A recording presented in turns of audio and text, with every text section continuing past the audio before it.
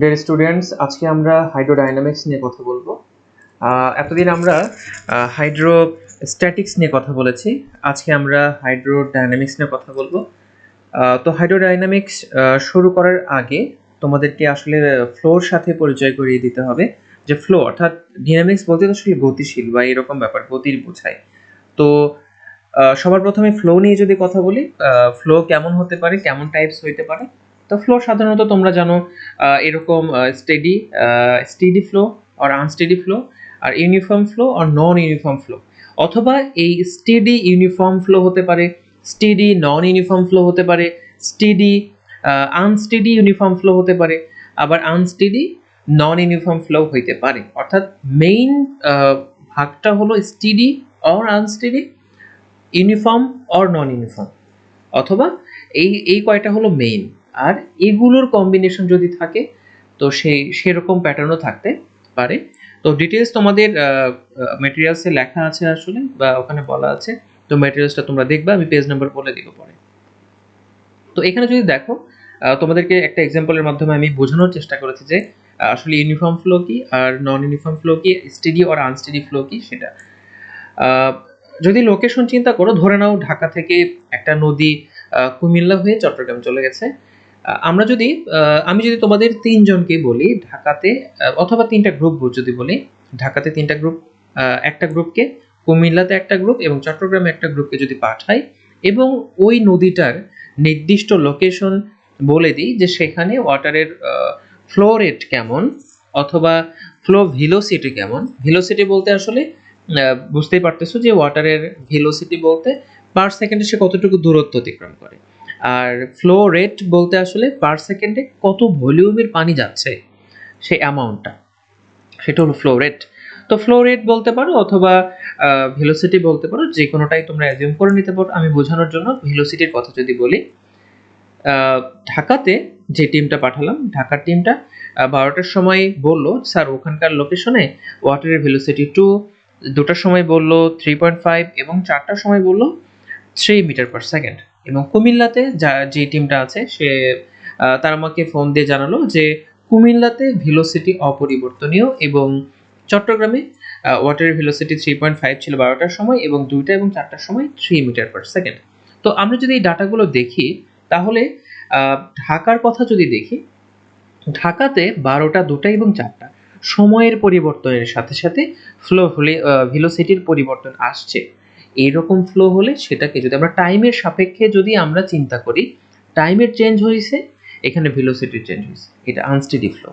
কুমিল্লাতে যদি দেখি, কুমিল্লাতে টাইমের চেঞ্জের সাথে সাথে কুমিল্লাতে ওয়াটারের ভেলোসিটি কোনো পরিবর্তন হয়নি, এটাকে বলবো আমরা স্টেডি, একটা নির্দিষ্ট গতি মেনটেন করেছে।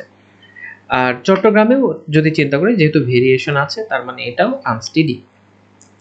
আর যদি আমরা লোকেশন চিন্তা করি, যে লোকেশন বা ডিস্টেন্স চেঞ্জ হওয়ার সাথে সাথে ভেলোসিটি চেঞ্জ হচ্ছে কিনা, তো ঢাকা, কুমিল্লা এবং চট্টগ্রাম, ঢাকাতে 12টার সময়, সময় কিন্তু এবার নির্দিষ্ট সময় 12টার সময় ঢাকাতে 2 মিটার পার সেকেন্ড, কুমিল্লাতে 3 মিটার পার সেকেন্ড, এবং চট্টগ্রামে 3.5 মিটার পার সেকেন্ড।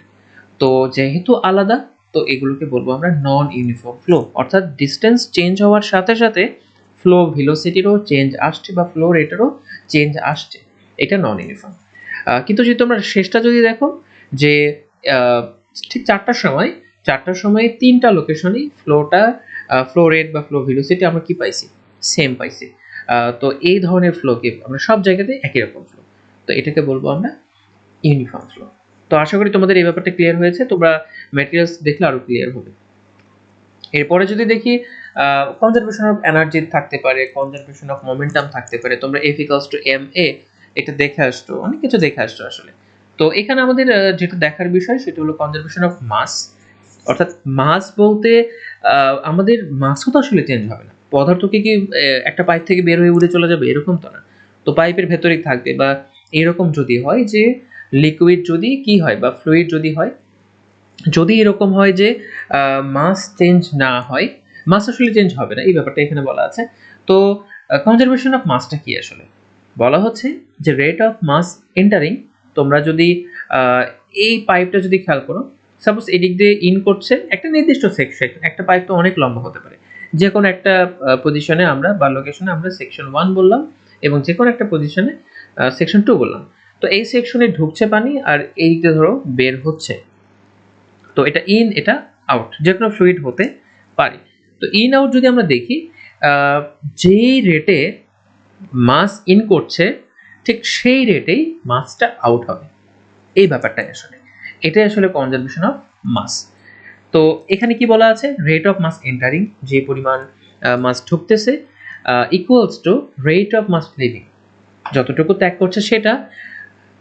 যদি এরকম হয়, এখানে বলা আছে যে কম্প্রেসিবল লিকুইড, যদি কম্প্রেস করা যায় তার মানে কি, সেটা এক্সপান্ডেডও হওয়ার একটা কি পসিবিলিটি আছে। তার মানে যে পরিমাণ মাস এন্টার করতেছে তার কিছু অংশ লিভ করতেছে এবং বাকি অংশ ওই রেট অফ মাসটা ইনক্রিজ করতেছে। হয়তো বা এটা যদি ইনকম্প্রেসিবল মানে কি, সরি এটা কম্প্রেসিবল, তো কম্প্রেসিবল মানে হলো এটার ভলিউম কমতেও পারে বাড়তেও পারে। তো যদি বাড়ে তো ব্যাপারটা এরকম হবে, লিভিং এবং ইনক্রিজ নিয়েই আসলে হবে এন্টারিং এই অ্যামাউন্টটা।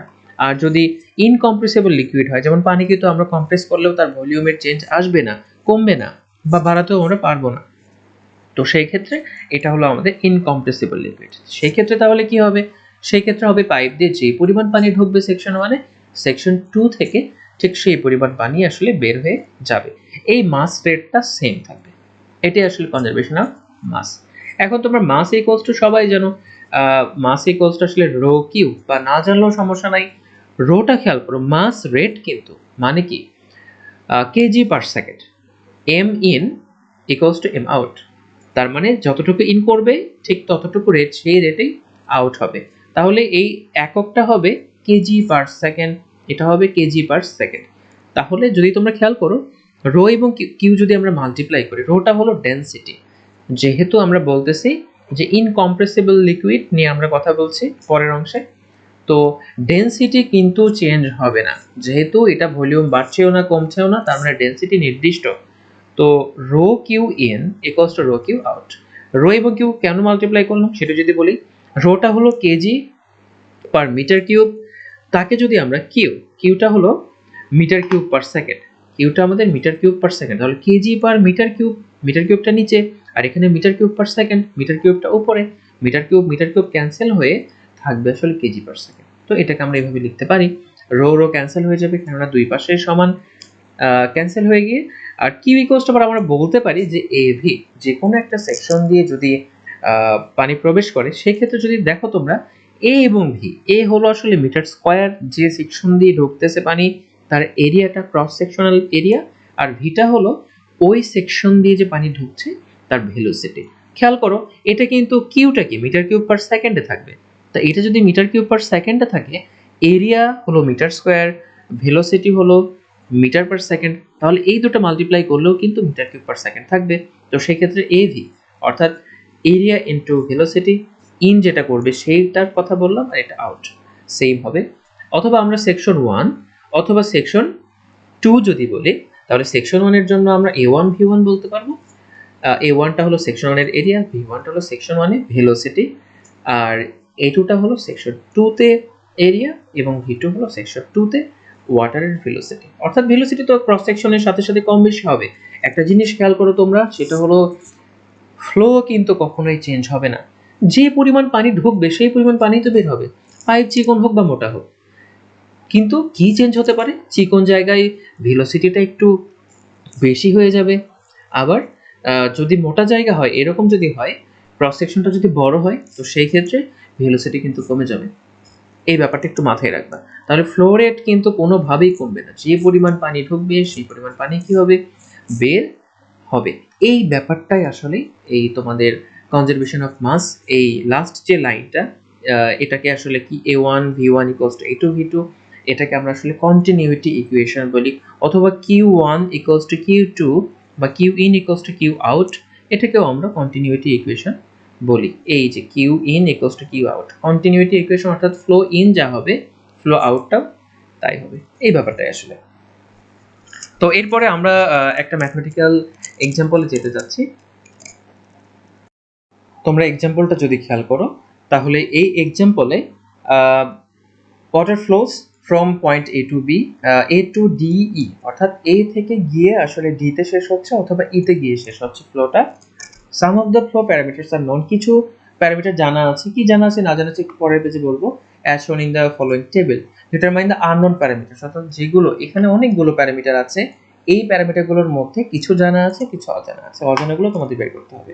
কি কি বলা আছে আমরা যদি দেখি, এখানে খেয়াল করো, এই যে এবি পাইপে ভেলোসিটি চেঞ্জ হচ্ছে না, ফ্লো চেঞ্জ হচ্ছে না, আর এটা ডায়ামিটারও চেঞ্জ হচ্ছে না এবি অংশে। বিসি অংশেও ঠিক তাই, Q2 V2 D2, বিসিটাকে আমরা 2 বলছি, আর Q3 V3 D3 এটা আসলে এই পাইপটা, অর্থাৎ সিডি পাইপের কথা বলছি এখানে। আর সিই পাইপের কথা বললে আসলে এতটুকু অংশে Q4 V4 D4, এটা একটু মাথায় রাখো। তো এখানে কি কি দেওয়া আছে তোমরা যদি খেয়াল করো, এখানে দেওয়া আছে এবি অংশের ডায়ামিটার দেওয়া আছে 300 মিলিমিটার, বিসি অংশের ডায়ামিটার 600 মিলিমিটার, আর দেওয়া আছে কিছু কিছু দেওয়া আছে আসলে ভেলোসিটি, বিসি বলতে আসলে সেকশন 2, তার মানে এটা V2 V3 দেওয়া আছে। খেয়াল করো তোমরা, D1 D2 দেওয়া আছে, D3 দেওয়া নাই কিন্তু আবার D4 দেওয়া আছে। এখানে Q1 Q2 দেওয়া নাই, বের করতে বলা হয়েছে। এখানে V1 দেওয়া নাই, আর আর V4 দেওয়া নাই, V2 এবং V3 দেওয়া আছে। আর Q3 আর Q4 সরাসরি না দিয়ে তাদের ভিতরে একটা রিলেশন দেওয়া আছে। তো এই ব্যাপারটা আমরা দেখব, আর এই হট চিহ্নগুলো আমাদের আসলে বের করতে হবে। তাহলে দেখো আমরা কিন্তু জেনে আসলাম একটা ব্যাপার, খেয়াল করো যে Q ইকুয়ালস টু AV, খেয়াল করো তোমরা Q ইকুয়ালস টু AV, এটা মাথায় রাখো। আর Q1 ইকুয়ালস টু Q2, এক্ষেত্রে যেহেতু একটাই পাইপ, এই ব্যাপারটা তোমাদেরকে একটু পরে বলি। তাহলে এই ব্যাপারটা আপাতত মাথায় রাখো, Q ইকুয়ালস টু AV, এটা মাথায় রাখলেই হচ্ছে। সবার প্রথমে তোমাদের যে কাজটা করা উচিত সেটা আসলে এরিয়াগুলো, যে কটা এরিয়া দেওয়া আছে এই কটা এরিয়া আগে বের করে রাখো, তারপর কি করবো সেটা তোমাদেরকে আমি পরে বলছি।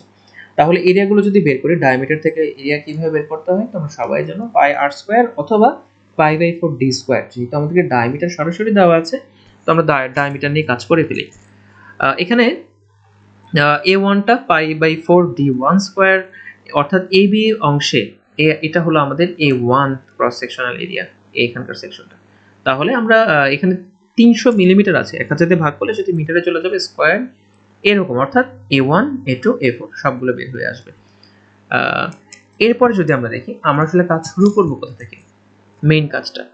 তো মেইন কাজটা দেখো, Q equals to AV, Q equals to AV, এখানে তাহলে Q ইকুয়ালস টু যদি AV বলি, তাহলে এখানে অজানা রাশি আসলে তিনটা, QAV এর মধ্যে যে কোনো দুটো জানা থাকলে আমরা লাস্ট যে রিমেইনিং যে পোরশনটা সেটা বের করে ফেলতে পারবো।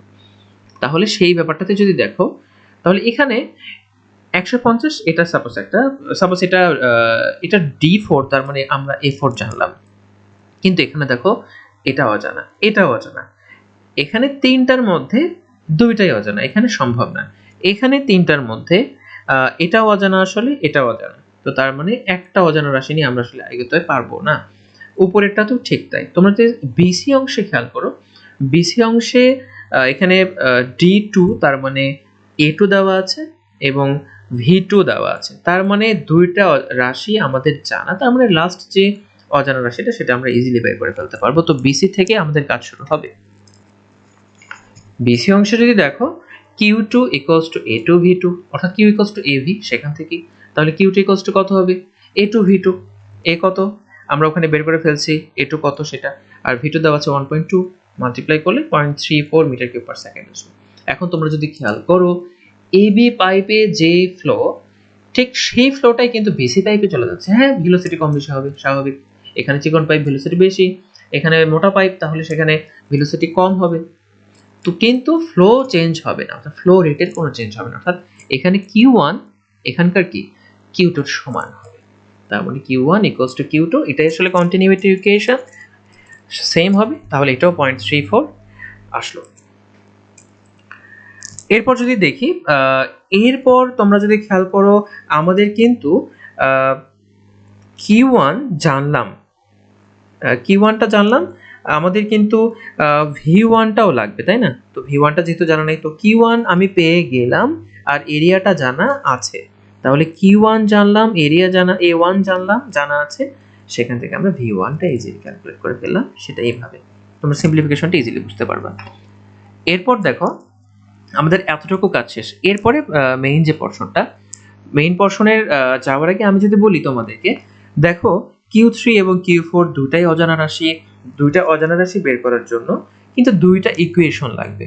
তো এখানে খেয়াল করে দেখো Q3 ইকুয়ালস টু 2Q4 ও যে কথা, Q4 equals to half Q3 এটাও কিন্তু একই কথা। তার মানে কি দুটো ইকুয়েশন আসলে একই জিনিস বোঝাচ্ছে। তার মানে এখানে আসলে একটা ইকুয়েশন আছে, আর একটা ইকুয়েশন লাগবে Q3 এবং Q4 এর সম্পর্কযুক্ত। তাহলে দেখো Q3 আর Q4 কি এখানে না, এই যে এইটার ফ্লো রেটই তো Q3, এটার ফ্লো রেটই কি Q4। দেখো তো একটা জিনিস খেয়াল করো, এই যে Q2 এই ফ্লোটা এখানে গিয়ে কয় ভাগে ভাগ হয়ে গেল, দুই ভাগে ভাগ হয়ে গেল। তাহলে Q2 ইকুয়ালস টু কি আমি Q3 প্লাস Q4 এটা কি বলতে পারি না?